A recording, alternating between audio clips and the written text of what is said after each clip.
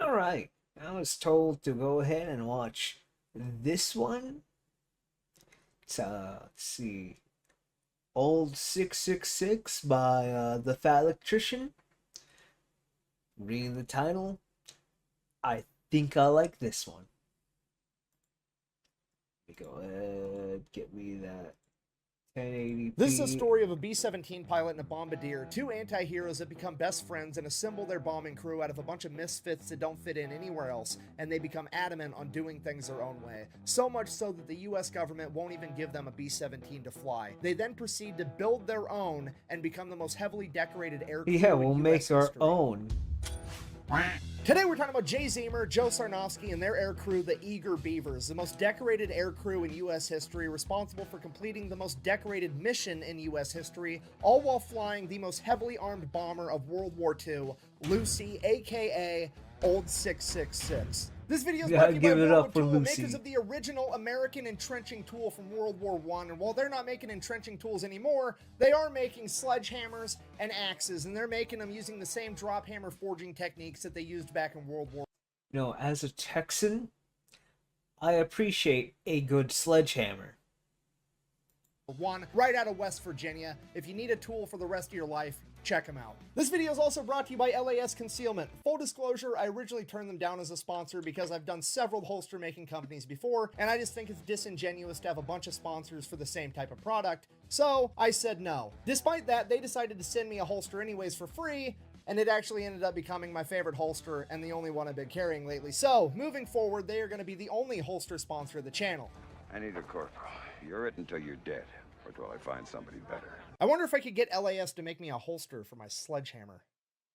That sounds cool as Anyways, fuck. back to the video. Starting off with our pilot and main character, Jay Zeamer. Born in 1918, he grew up in Jay-Z? Pennsylvania with a pretty wealthy family. For high school, he was sent to a military Yo, boarding school in Culver, Indiana. where'd he get While all there his as a medals freshman, from? despite the school's policy on no students having vehicles, he managed to acquire a Willys Motor Company Whippet, the direct predecessor of the Jeep. And he managed to turn this thing into an absolute hot rod, better than it ever ran before, until the school finally found out that a student had a car, which was against the rules, so he had a disciplinary meeting with the dean. He goes into this meeting with the dean and he's like, look, I'm in the engineering program, I'm taking all the engineering classes, I want to go to school to be an engineer, I just rebuilt a motor and I'm 14 years old, you guys should treat this as extra credit. To which the dean, being cool, is like, well, take me for a test drive and we'll see. Takes the dean for a test drive. Let's Dean go. has a great time. He ends up giving him extra credit and letting him keep the car the entire time he's at military boarding school. So It's for extra credit and for the engineering stuff. That's how you get away with it. his grades were a little lackluster his freshman year because he was busy restoring a car. After that, he aced absolutely everything from sophomore to senior year. He goes on to apply to go to MIT to become a civil engineer. He gets rejected by MIT because his grades were lacking his freshman year. So he drives his Whippet that he rebuilt all the way to MIT, and he camps outside the admissions office for days until they agree to meet him. He then goes in and proceeds to persuade the head of admissions to let him into MIT. So he gets into MIT, goes on to become an engineer. While he's at college, he joins the ROTC program, which is like the pre-officer training program that they have at most colleges. While he's there, he ends up flying a plane, and he absolutely loves it. It is now his new goal in life to become a fighter pilot. So naturally, he applies to go off to Army Air School to become a pilot, at which point he is pretty much immediately informed there's a 0% chance that he will ever get inside of a fighter plane because he's way too big. At this point in time, they only let the smaller guys be the fighter pilots, and all the bigger guys had to go work in bombers, and Jay was a big dude, well over 6 foot. So it's not exactly what he wanted, but it is the next best thing. No big deal. He goes in, does the paperwork, does the physical exam. Bad news, his eyes suck, and his vision is not good enough to become a pilot. So the entire notion of being a pilot... You know what happens when anyone with bad eyesight joins the army joins the military back in those days? They somehow they're the special ones somehow.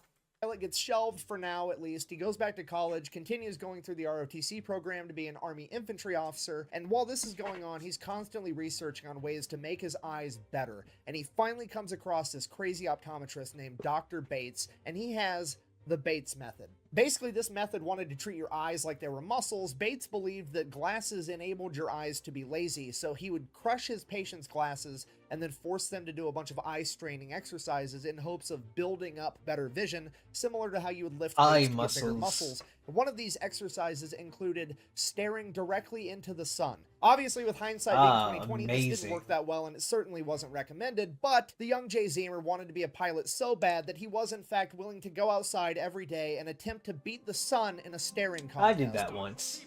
I did it a couple times. My eyes are perfect. Essentially trying to give himself a caveman. Only reason why my eyesight is starting to be blurry these days is because I'm getting old. Not because I used to stare at the sun as a child. Version of LASIK. Obviously, this does not improve his eyesight. If anything, it makes it better, but it does highlight just how bad this guy wanted to be a pilot. So, World War II kicks off, standards get lowered, and he gets accepted into the bombing program. And from there, he becomes the top of his class pretty much immediately. He is so good at flying bombers that he can actually perform fighter maneuvers inside of a bomber, which is something most pilots would never even imagine. But not only is he naturally talented at it, he also works extremely hard. He can tell every single American, German, and Japanese plane and their capabilities just by their silhouette. Friend or foe? Foe. No, you idiots. It's a pigeon. So Jay Zeamer is hands down the best bomber pilot in training right now, and somewhere along the lines during training, he becomes friends with the best bombardier in training by the name of Joe Sarnofsky. This guy is basically the Larry Bird at putting warheads on foreheads. They hit it off, they become best friends, they have a ton in common. After they graduate from school, they get separate missions, and they get separated. So early 1942, Jay Zeamer gets assigned to the 5th Air Force, and he's not happy about it, because the 5th Air Force is also referred to as the Forgotten Fifth. The reason they're called that is because they are stationed in Australia, and their job right now is to basically run a containment war against Japan, trying to slow them down and contain them to the Pacific. And at this point in time, nobody cares about the Pacific theater. The entire world is watching the European theater as America and Great Britain fight their way through North Africa into Italy to take back France and eventually overthrow Germany. That's where the majority of the funding's going. That's where all the attention But all the best dogfights were over the Pacific. and glory is. That's the place where young, motivated men like Jay Zeamer want to be. But that didn't happen. So Jay shows up to Australia. He is the FNG, the fucking new guy. Nobody trusts him. He has zero street cred. Nobody wants him in their crew. Now, this is partially due to the fact that he's a new guy, and that's just how it goes for new guys, sure. But mainly, it's because the Japanese are kind of kicking America's ass right now. It's mid-1942. America just got involved in this war. A lot of their pilots are inexperienced. A lot of their equipment's outdated, and everybody's giving all the funding to the European theater, so it's not a great Oh no, time. my And you gotta headset remember, fell since out, so I can't hear anything. So give me 1 second as I put this back in. I have that fucking line memorized because... Anyway, let me go back like 5 seconds, 10 seconds. in this war, a lot of their pilots are inexperienced, a lot of their equipment's outdated, and everybody's giving all the funding to the European theater, so it's not a great time. And you gotta remember, since this is 1942, America hasn't come out with the Hellcat or the Corsair yet, meaning that America has no fighter plane capable of going toe-to-toe with the Japanese Mitsubishi Zero. So even if the bombers did have a fighter escort, they weren't capable of going toe-to-toe with the Japanese Zeros anyways, so it has never been more dangerous to be inside of a bomber, and it has never been more important to have everybody in that bomber crew as good as possible to increase everybody's chances of survival. If so facto, nobody wants to risk it on giving a new guy a shot. So it becomes apparent to Jay early on that if he ever wants to get up in the air, he's going to have to do some gangster shit. So he goes over to the bulletin board, and on that bulletin board are the missions that are deemed so incredibly dangerous that they are volunteer basis only, and he starts volunteering for all of them, filling in any position where he's needed. The majority of these missions would wind up being reconnaissance missions, which is where they're going to take a B-17 Flying Fortress. Instead of filling it with bombs, they're going to fill it with extra fuel tanks, equip it with cameras, and send it way off into enemy-held territory all by itself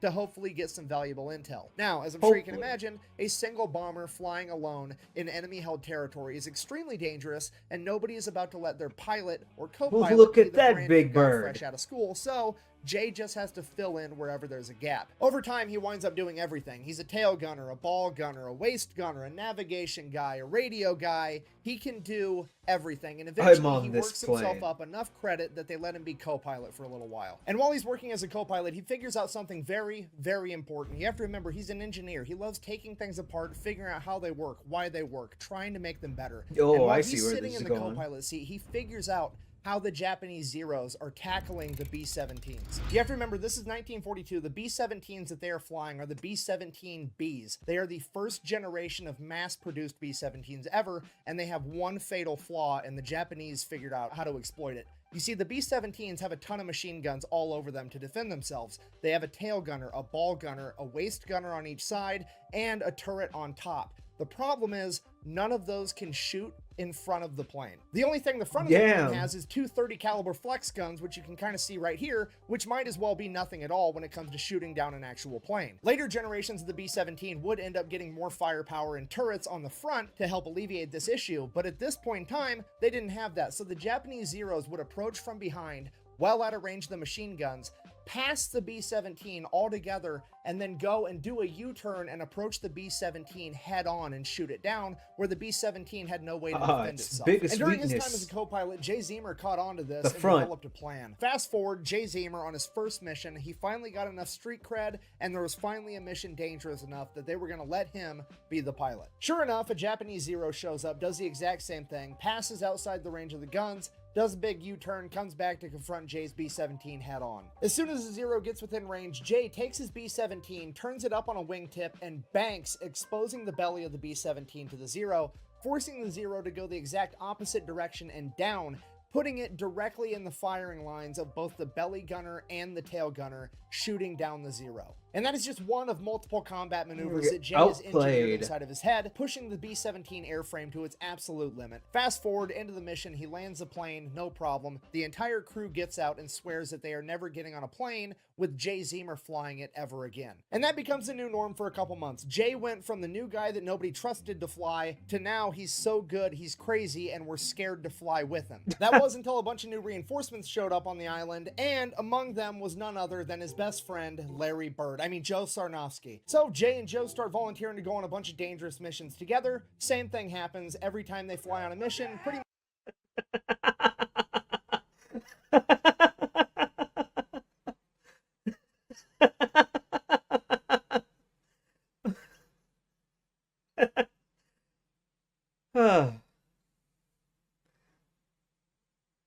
The two people you don't want.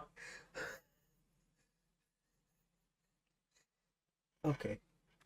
much everybody else on the plane refuses to ever go on a mission with those two ever again because they're absolutely crazy. But every once in a while, they find somebody just crazy enough to keep flying with them, and over the course of a couple months, they build up an entire air crew that starts volunteering together on every dangerous mission available, earning them the nickname the Eager Beavers. Making up the team, we have Bud Thule, apparently the only man smart enough to be a navigator and crazy enough to fly with these guys, and then of course we have Jay Zeamer as the pilot, Joe Sarnofsky as the bombardier, and from there it just gets completely out of hand because after that we have the radio expert, William Vaughn, aka Willie. He is one of the most experienced bomber crew members in the entire U.S. military at this point that's been on countless missions, one of which his B-17 landed to refuel when his crew was ambushed by 500 Japanese soldiers. They took the machine guns out of their B-17 and proceeded to defend themselves in a firefight for 10 hours until the Australians showed back up. And during that 10 hours, Willie had 14 confirmed kills,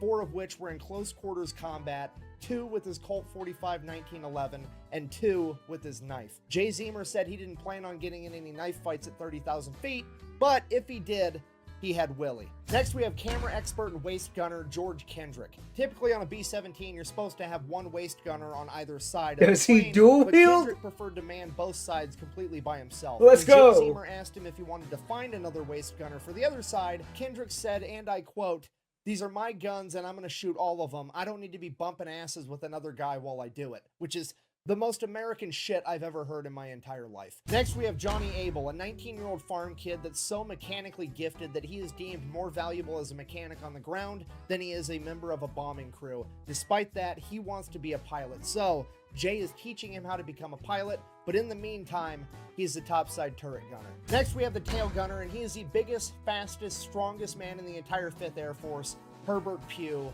aka Pudge. There was a couple Pudge? other stragglers that came and went on a couple missions here, a couple missions there, but this was it. This was a They were core like, group of man, men these that people became best crazy. friends and went on the most dangerous bombing runs and reconnaissance missions that the war had to offer. Because of this, they very quickly built up an incredible reputation and became too valuable to lose, at which point leadership doesn't let them go out on the dangerous missions anymore, and they send them out on a regular bombing run.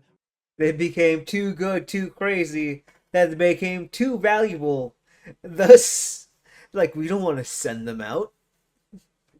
With like 10 other B-17s, and if that wasn't bad enough, they're going to make Jay and his men be the first bomber in line, which, if you don't know, is the safest bomber in the entire run, because as soon as their bombs hit the ground, that's what alerts the enemy that they're even there. So when they go through, there's no enemies manning the anti-aircraft guns, so they're done and gone by the time there's any enemies returning fire. It's that second, third, fourth, fifth, sixth, seventh, eighth plane that faces the real danger, and that's just not okay with Jay and his men. So they go out on the mission just like they're That's ordered no to, and they are good. the first ones to drop their bombs, just like they're ordered to. They make a clean getaway, they get out to open ocean, at which point Jay tells his men, get ready for a fight, because he does a U-turn, goes back in, flies over the enemy compound at 1,000 feet, while his men from the ball turret, the waist guns, and the tail guns open fire on the enemy's anti-aircraft positions on the ground, literally becoming a ground attack plane like they're an antique C-130. They were able to knock out all of the enemy spotlights and most of their anti-aircraft positions, and every single B-17 on that mission made it back home. So Jay, Let's the go. Eager Beavers, and all the other B-17s on this mission make it back to base completely okay, at which point Jay is treated like a hero by his commanding officers. No, I'm just kidding. You see, the commanding officers can't give themselves a bunch of medals if their men are defying orders but doing the right thing, because it makes them look bad. So naturally, Jay is somehow the bad guy here, so he and the Eager Beavers are all confined to quarters pending court-martial. The only reason that Jay and his entire crew weren't kicked out of the military right then and there was because there was a journalist in Australia with the 5th Air Force that heard the story from one of the other B-17 crews, and they reported on it, writing a story that would end up Making them getting read by a heroes. congressman that wanted it investigated, and he demanded and ordered that chain of command to give Jay, Joe, and all of his men on that air crew a silver star. So at that point, Jay and all of his men get a silver star. Leadership just kind of has to drop the issue, but also, fuck these guys. We're not going to give them easy missions anymore. We're only going to give them the hardest missions we have. That's And if what they die, want. They die. We don't really care anymore because they made us look bad. Which is exactly what Jay and his men wanted all along, so it all works out. All right, fast forward, next big dangerous mission, officially known as Flight of the Geishas. Naval codebreakers have deciphered enough messages to figure out that in the city of Raboul, there's a hotel, and the penthouse of that hotel is being used as an exclusive officers club where they are being entertained by a bunch of geishas and getting hammered. And among those officers is rumored to be none other than Admiral Yamamoto, the leader of the entire Japanese Navy. Their mission is to fly in with a single B-17 under the cover Just of a night, singular bomb one. that hotel, take out all the high-ranking officers, and make a clean getaway. So Jay and the crew get pulled in, they get briefed on the mission, no big deal, everybody's gonna go off to bed, they got a big day tomorrow. Everybody except for Joe Sarnofsky. He stays up all night long studying the map of the city of Raboul. Nobody knows why, they just think he's overcautious. They go to bed, Joe stays up. Fast forward the next day, they take off on their mission, Jay flies them all the way there, gets them real close to the hotel, at which point Jay can actually send the controls of the plane over to Joe Sarnofsky in the bomb bay, so Joe can control the plane and really line up the shot that he wants with this bomb. So Jay sends the controls over to Joe. Joe opens the bomb doors and veers way off course. Miles and miles off course. Like 10 miles off course, Joe steers this plane, essentially blind, driving the plane just from what he can see outside of the bomb bay. And then, before anybody even knows what's happening, Joe just says, bombs away, drops the bombs on a seemingly random location, and sends the controls back over to Jay. Everyone is completely confused. Nobody knows what's going on. Joe, what are you doing? The bombs make impact, and there is a humongous explosion, way bigger than this 500-pound bomb could have ever done on its own. Joe had just hit a major ammunition depot for the entire Japanese Navy, and his single bomb set off a chain reaction, blowing up the entire facility. Come to find out, Joe Sarnofsky didn't feel right about killing innocent geisha girls, and he decided that he was going to find a target that was just as, if not more valuable than the Officers Club, and blow that up instead. So they make it back. Joe Mama. to base, tell leadership everything that happened, and leadership is absolutely furious that they decided to do their own thing instead. They interrogate the entire crew, but nobody is ratting on Joe Sarnofsky. We ain't sending Joe out. So as a punishment, they're ordered to do the mission again, and this time do it right. But that is essentially a death sentence, because now they know you gotta redo this mission, and they're going to be on high alert. So they're just going to do it anyways, and I think leadership was actually trying to get them killed, but it's not really going to work out that way. So the crew goes to bed early. Joe Sarnofsky stays up all night again, studying the map of the city of Raboul. And yet again, the same exact thing happens. Jay gets them all the way there completely undetected, sends the controls of the plane over to Joe. Joe opens the bomb bay, veers way off course, miles and miles off course, bombs a seemingly random location, and there is an even bigger explosion than the day before. Gotta make it is an enormous explosion. Jay had just taken out a major fuel depot again for the entire Japanese Navy. They make their way back to base, at which point they are effectively grounded, and leadership will never give them a B-17 to fly again because they refuse to follow won't be orders. given and they one. are given absolutely no credit for single-handedly bombing major fuel and ammunition depots in the city of Raboul. All right, so leadership's being a bunch of dicks. They're not going to let Jay and the Eager Beavers fly any more of the good B-17s, which sucks because at that point there's really nothing that they can do unless they plan on building their own airplane. Which is exactly what they do. So Jay and the Beavers go out to the boneyard. The boneyard is not just where planes go to die. They go there to be cannibalized for any good parts they may have left to keep all the other planes still running. And what they come across is what used to be a B-17. Yes. It has been stripped of every usable part and is covered in bullet holes, and there is no way that this thing is going to fly. Please. The only identifying characteristics of this plane at all was the faded word Lucy up on the front and the tail number 2666, which would later bring about its nickname, Old 666. So now they have a plane, they just need to fix it. A seemingly impossible task, but they have Jay Zeamer, the engineer, and Johnny Abel, the 19-year-old mechanical prodigy, that set forward restoring this plane, while everybody else on the crew goes out and steals all the parts they need to do it. I mean, strategically transfers equipment to an alternate location. Some of the equipment that the Eager Beavers managed to acquire included 4 new Cyclone engines, radio equipment, camera equipment, and 19 50 caliber machine guns. Right off the bat, we have a problem because right around the time that the Beavers start finding all of this amazing equipment, a bunch of other air crews seemingly have lost a bunch of their amazing equipment. So a bunch of them are going to go back and try to steal it off of Old 666, at which point the only logical solution is for the entire crew to start living on Old 666 while they restore it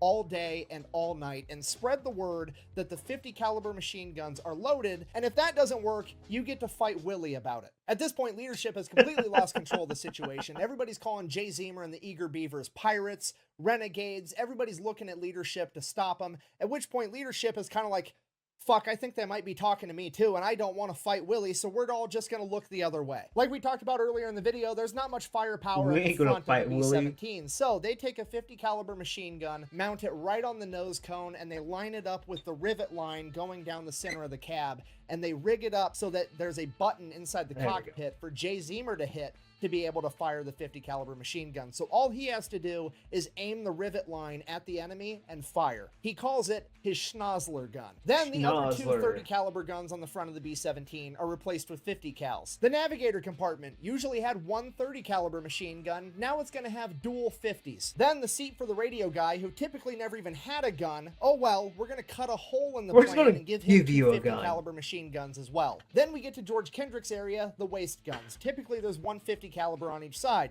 Double it! Now we're getting dual 50s on each side, and because that's not enough, we're also going to cut another hole in the bottom of the plane and give him dual 50s there as well. That way, when Jay banks up in front of the Zero, not only can the ball turret gunner hit the Zero, Kendrick is also going to be able to hit the Zero. We're going to give you. Then, in case any of the guns malfunction, they have 3 extra 50 caliber machine guns strapped down on the inside of the plane. Old 666 now has more than double the firepower of any other B-17 in the Pacific Theater, and after shedding over 2,000 pounds rounds, it is also the fastest. But all that firepower isn't going to be worth a whole lot if they don't know how to use it. So Jay and Johnny continue working on the plane while everybody else is sent out to go train and become experts on the M2 50 caliber machine gun. The Beavers get to the point where every single member of the crew can assemble and disassemble the M2 Browning in under a minute while blindfolded. Joe and Jay also make it a rule that every gunner inside of their aircraft has to link their own ammunition belts, and they're going to change up how they do ammunition. You see, at this point, a B-17 50 caliber machine gun had an ammo link that went armor piercing round,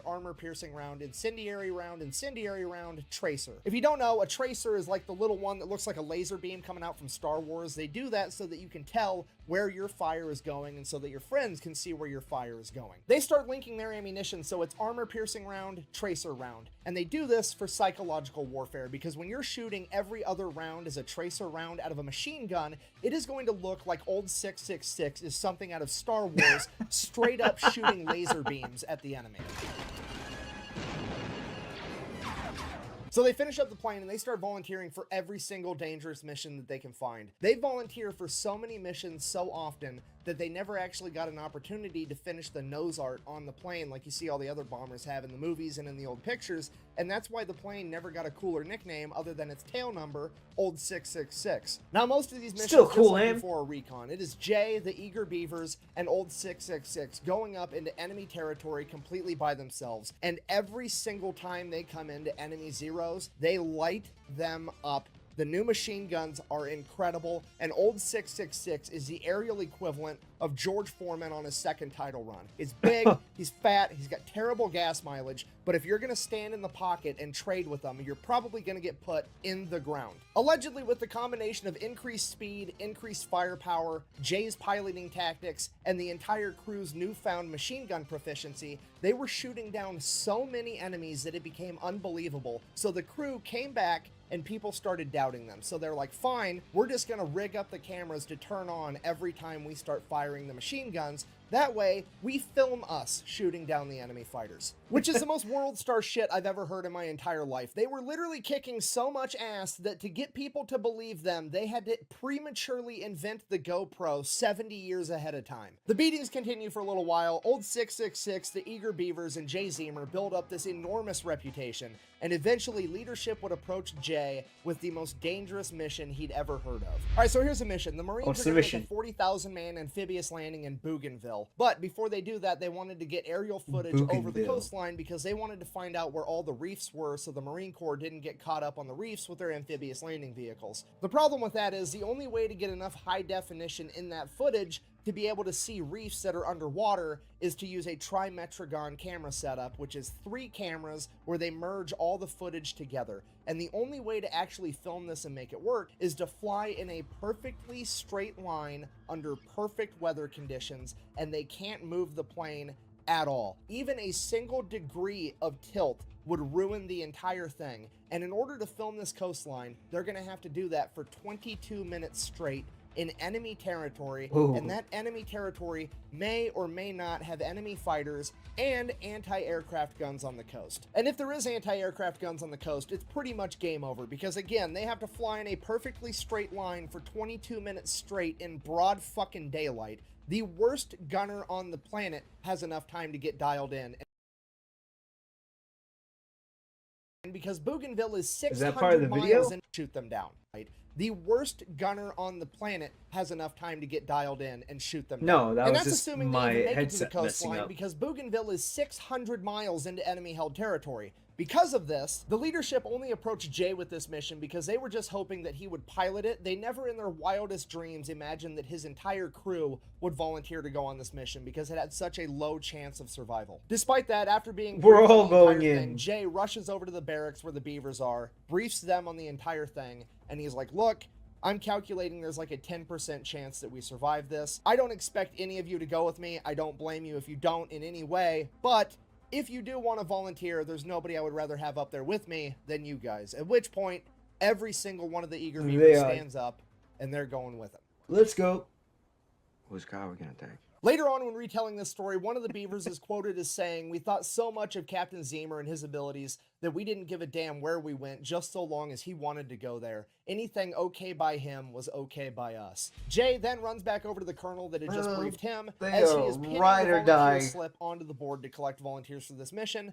Jay grabs a paper, crumples it up, says that him and the eager Beavers are going to take the mission on one condition. He does it how he wants to do it, and they have no further input. He will get the mission done. At which point the colonel agrees, and it's settled. The only thing to do now is to get prepared for the mission and wait for Army meteorologists to tell them that they're going to have a day clear enough to actually pull this off. It's monsoon season, a couple of weeks go by, and then finally they get word from the Army weather guys, hey, tomorrow's the day the weather's going to break, you can get this mission done. So they all get prepped and they take off first thing in the morning when it's still dark out for this dangerous mission. So they take off, they're making their way over to Bougainville, they get like halfway there, it's still dark out, everything's going great, and leadership radios over to Jay and they're like, hey, by the way, extra credit, it would be pretty cool if you could pop up to the top of the island and film Buka Passage as well. We don't need trimetragon footage, just normal footage would work. You can do it while it's still kind of dusk out. If you could get that done too, that'd be great. At which point Jay is like, no, I don't need extra credit. We good. This extremely dangerous mission. Good. That wasn't what we agreed to.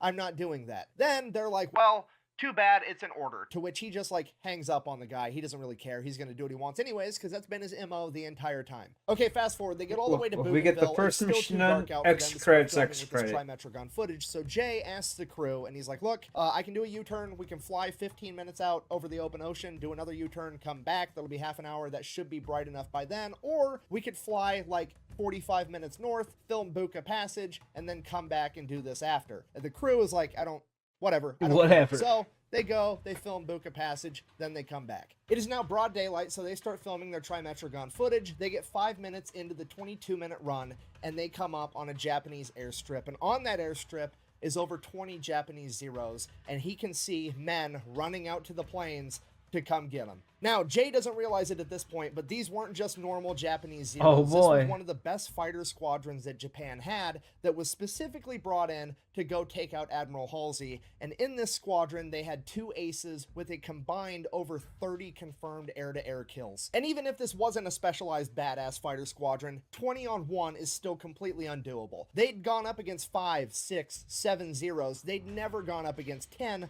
let alone 20 plus. It's at this moment that Jay has to make a decision, because he knows that by the time all the Japanese Zeros get up in the sky, get in their formation, and actually attack him, he's going to have just enough time to finish this camera run. However, then he's going to have to fight his way out, which is probably a death sentence. Or he could cut and run right now, and he's almost guaranteed to be able to get away with a 20-minute head start. He's taken a second to weigh his options and really think about it, and he's just about ready to cut and run, and he looks down at the water, and he can just see all these reefs just right below the water, and he just envisions 40,000 Marines and their amphibious landing vehicles hung up on these reefs, getting cut down by enemy defenses and machine gun fire. And he decides that he's going to risk it to try to save these guys. And for the next 17 minutes, the crew gets ready for a fight as Jay keeps the plane completely straight and level in broad daylight. We're gonna all do the it. Zeros get up in the air to come get them. Fast forward 17 minutes later, 24 Japanese Zeros have caught up to them, and they are trailing just behind 666 out of machine gun range. Right as George Kendrick comes over the radio and says, give me 30 more seconds,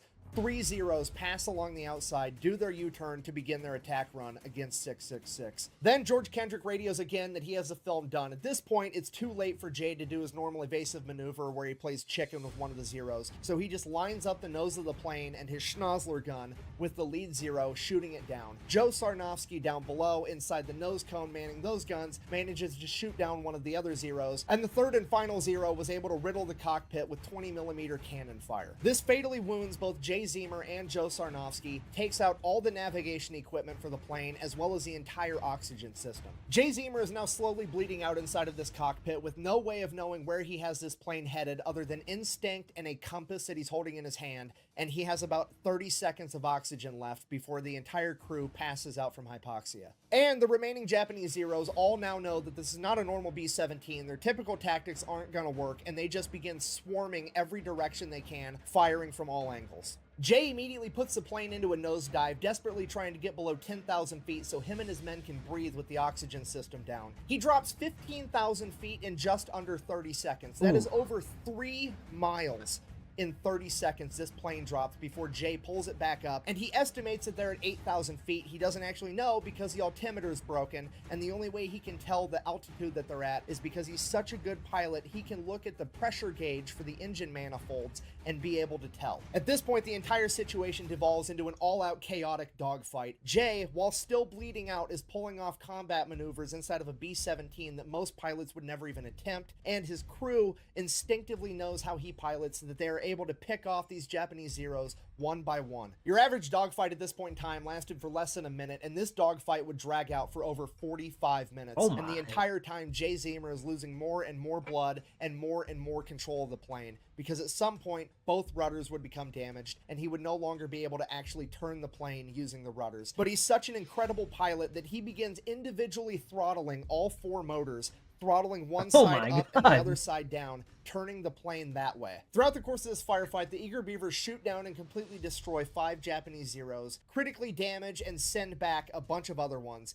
And by the end of this firefight, there's 5 or 6 left, fully functional and coming to get them, and they are almost out of ammunition. And right as it looks like this is going to be the end, the Zeros peel off and do a U-turn as they have to go back because they've ran out of fuel. At this point, Jay Zeamer passes out and the co-pilot is finally allowed to take over the aircraft, something that Jay Zeamer refused to let him do in the heat of the fight. For the entire flight back, Jay is coming in and out of consciousness, and the last thing he remembers is them landing and the ground crew rushing in as he hears the medics say, "Get the pilot last, he's already dead." He would wake up in the hospital days later to find out that he had lost over half the blood in his entire body.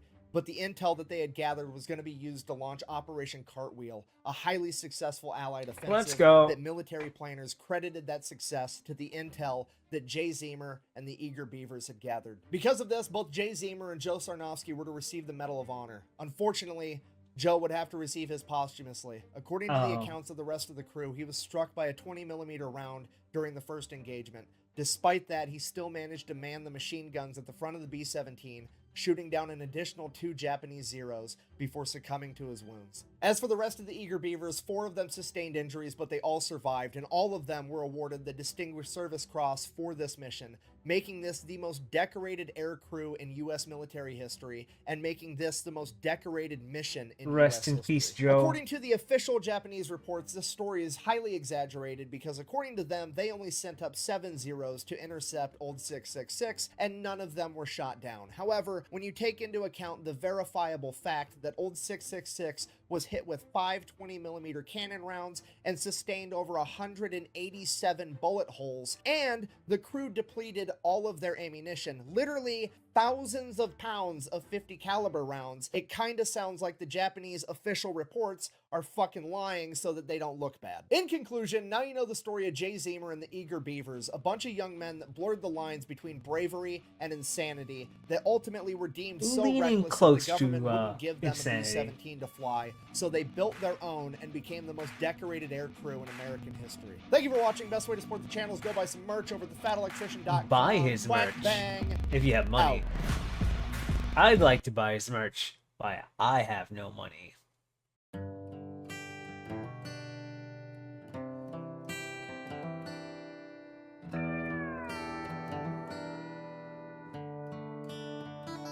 I put the new 4Gs on the G. I trap until the blood